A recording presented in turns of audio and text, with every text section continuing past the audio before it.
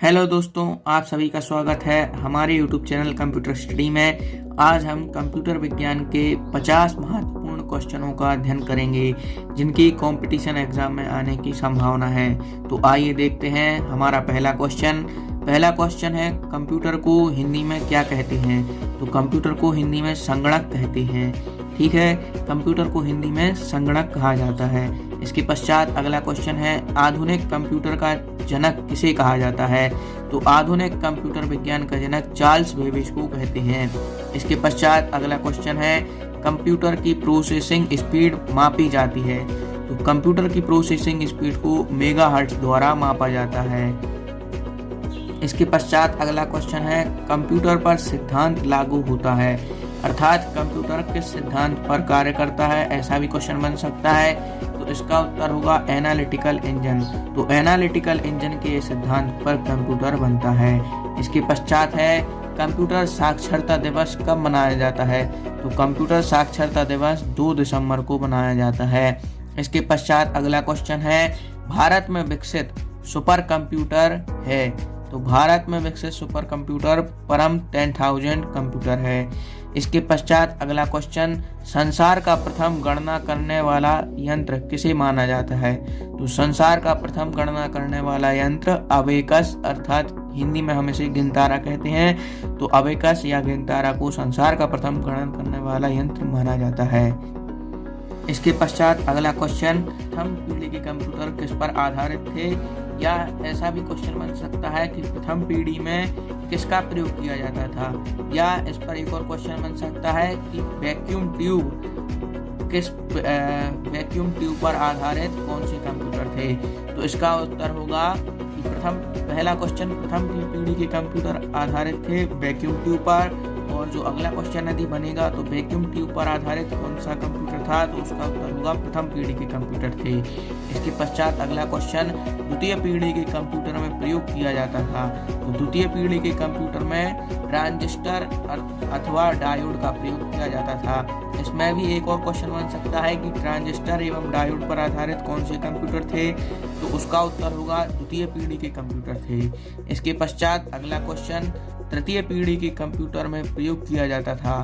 तो तृतीय पीढ़ी के कंप्यूटर में आईसी चिप इंटीग्रेटेड सर्किट का प्रयोग किया जाता था।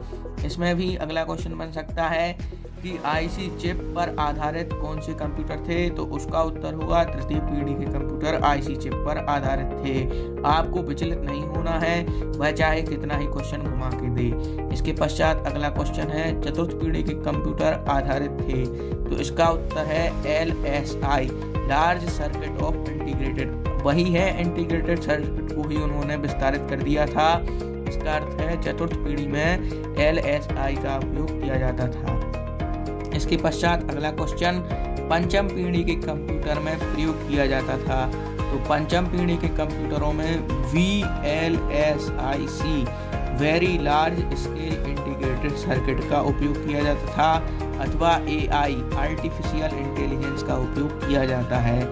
इसके पश्चात है कंप्यूटर को कितनी पीढ़ी में बांटते हैं। तो कंप्यूटर को 5 पीढ़ी में बांटा जाता है। इसके पश्चात अगला क्वेश्चन है विश्व की प्रथम प्रोग्रामर का नाम क्या है। इसका उत्तर है लेडी अंगस्टा। प्रथम प्रोग्रामर थी लेडी अंगस्टा। इसके पश्चात अगला क्वेश्चन है द्वितीय पीढ़ी की प्रोग्रामिंग भाषा कौन सी है। तो द्वितीय पीढ़ी की प्रोग्रामिंग भाषाओं में है कोबेल, असेंबली भाषा, फ्लोरेंटाइन आदि। इसके पश्चात अगला क्वेश्चन है उच्च स्तरीय भाषा का प्रयोग किस पीढ़ी में प्रारंभ हुआ। तो उच्च स्तरीय भाषा का प्रयोग पंचम पीढ़ी में आरंभ हुआ। इसके पश्चात है सबसे पहला इलेक्ट्रॉनिक कंप्यूटर कौन सा है। तो सबसे पहला इलेक्ट्रॉनिक कंप्यूटर है ENIAC। इसके पश्चात है कंप्यूटर की सबसे छोटी इकाई क्या है। तो कंप्यूटर की सबसे छोटी इकाई है बिट। इसके पश्चात है मेमोरी कितने प्रकार की होती है। तो मेमोरी मुख्यतः 2 प्रकार की होती है, अस्थायी मेमोरी एवं स्थायी मेमोरी। इसमें बताया गया है। इसके पश्चात अस्थायी मेमोरी किसे कहते हैं। तो अस्थायी मेमोरी प्राइमरी मेमोरी को कहा जाता है, एवं दूसरा है स्थायी मेमोरी किसे कहते हैं। तो स्थायी मेमोरी सेकेंडरी मेमोरी को कहते हैं। इसके पश्चात अगला क्वेश्चन, बिट का पूरा नाम क्या है? तो बिट का पूरा नाम है बाइनरी डिजिट। इसके पश्चात है, एक बाइट्स में कितनी बिट होती हैं? तो एक बाइट्स में 8 बिट होती हैं। इसके पश्चात है, 1 किलोबाइट में कितनी बिट? 1 किलोबाइट अथवा 1 केबी में कितने बाइट्स होती हैं? तो 1 केबी इक्वल टू 1024 बाइट, अर्थात 1 किलोबाइट या 1 केबी में 1024 बाइट होती हैं। इसके पश्चात अगला क्वेश्चन है, 1 मेगाबाइट या 1 MB में कितनी केबी होती है? तो 1024 केबी होती हैं, अर्थात 1 MB में 1024 केबी होती हैं। इसके पश्चात अगला क्वेश्चन, 1 GB या 1 गीगाबाइट में कितनी MB होती हैं? तो 1 GB या 1 गीगाबाइट में 1024 मेगाबाइट या 1024 MB होती हैं। इसके पश्चात अगला क्वेश्चन, 1 टेराबाइट या 1 TB में कितनी GB होती हैं? तो 1 TB अर्थात 1 टेराबाइट में 1024 GB होती हैं। इसके पश्चात अगला क्वेश्चन, रैम का पूरा नाम क्या होता है? तो रैम का पूरा नाम होता है रैंडम एक्सेस मेमोरी। इसके पश्चात अगला क्वेश्चन, रैम कितने प्रकार की होती है? तो रैम मुख्यतः 2 प्रकार की होती है। इसके पश्चात अगला क्वेश्चन, रोम का पूरा नाम क्या है? तो रोम का पूरा नाम है रीड ओनली मेमोरी। इसके पश्चात अगला क्वेश्चन, रोम कितने प्रकार की होती है? तो रोम मुख्यतः 3 प्रकार की होती है। इसके पश्चात अगला क्वेश्चन, DPI का पूर्ण रूप क्या है? तो DPI का पूर्ण रूप है डॉट पर इंचेस। ये प्रिंटर से संबंधित होता है। जब प्रिंटर छपाई करता है तो उसकी गणना DPI में की जाती है। इसके पश्चात अगला क्वेश्चन, वह हार्डवेयर डिवाइस कौन सी है जिसे कंप्यूटर का ब्रेन अथवा मस्तिष्क कहते हैं? तो इसका उत्तर है CPU।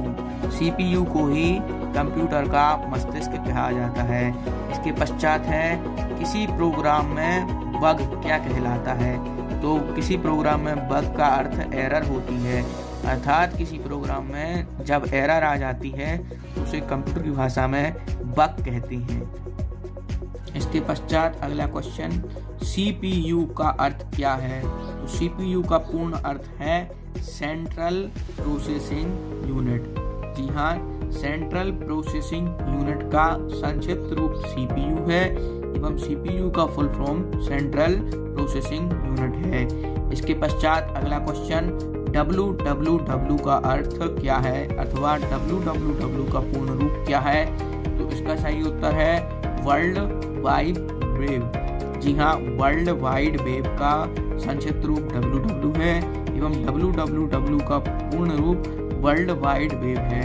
इसके पश्चात www के आविष्कारक कौन थे? तो www के आविष्कारक टिम बर्नर्स-ली थे। इसके पश्चात अगला क्वेश्चन, भारत में विकसित परम सुपर कंप्यूटर का विकास किस संस्था ने किया? तो इसका उत्तर होगा CDAC। इसके पश्चात अगला क्वेश्चन, कीबोर्ड में फंक्शंस की संख्या कितनी होती है? तो कीबोर्ड में फंक्शंस की संख्या 12 होती है। इसके पश्चात अगला क्वेश्चन, डाटा के प्रेषण की गति के मापने के लिए प्रयुक्त की जाती है कौन सी इकाई की जाती है? तो डाटा को जब भेजा जाता है अथवा प्राप्त किया जाता है तो उस समय कौन सी इकाई प्रयुक्त की जाती है? इसका उत्तर है बिट प्रति सेकंड या बिट पर सेकंड। इसके पश्चात अगला क्वेश्चन है, कंप्यूटर के लिए IC चिप का निर्माण किया जाता है। तो कंप्यूटर में लगी हुई IC चिप सिलिकॉन से बनती है। जी हाँ, सिलिकॉन से ही कंप्यूटर की IC चिप का निर्माण किया जाता है। इसके पश्चात अगला क्वेश्चन, डॉट मैट्रिक्स किसका एक प्रकार है? तो डॉट मैट्रिक्स एक प्रिंटर का प्रकार है। इसके पश्चात अगला क्वेश्चन, पहला इलेक्ट्रॉनिक कंप्यूटर ENIAC को किसने बनाया? तो वॉन न्यूमैन ने ही ENIAC को बनाया था। इसके पश्चात अगला क्वेश्चन, OMR का पूर्ण रूप क्या है? तो OMR का पूरा नाम है ऑप्टिकल मार्क रीडर। ये एक इनपुट डिवाइस है। ऑप्टिकल मार्क रीडर एक इनपुट डिवाइस है। इसके पश्चात अगला क्वेश्चन है OCR। OCR का पूर्ण रूप क्या है? तो OCR का पूर्ण रूप है ऑप्टिकल कैरेक्टर रिकॉग्निशन, ये भी एक इनपुट डिवाइस है तथा इन दोनों का OMR एवं OCR दोनों का कार्य ही परीक्षाओं की कॉपियों का जांचना होता है। इसके पश्चात अगला क्वेश्चन, MICR का पूर्ण रूप क्या है? तो MICR का पूर्ण रूप है मैग्नेटिक इंक कैरेक्टर रिकॉग्निशन। ठीक है, magnetic ink character recognition MICR का पूर्ण रूप होता है। ये भी एक इनपुट डिवाइस है एवं इसका प्रयोग बैंक में किया जाता है। बैंक में चेक वगैरह चेक करने के लिए इसका प्रयोग किया जाता है। इसके पश्चात अगला क्वेश्चन, ATM का पूर्ण रूप क्या है? तो ATM का पूर्ण रूप है ऑटोमेटिक टेलर मशीन। जी हाँ, ऑटोमेटिक टेलर मशीन ATM का पूर्ण रूप है। इसके पश्चात अगला क्वेश्चन, ISP का पूर्ण रूप क्या है? तो internet service provider. Internet service provider ISP का पूर्ण रूप होता है।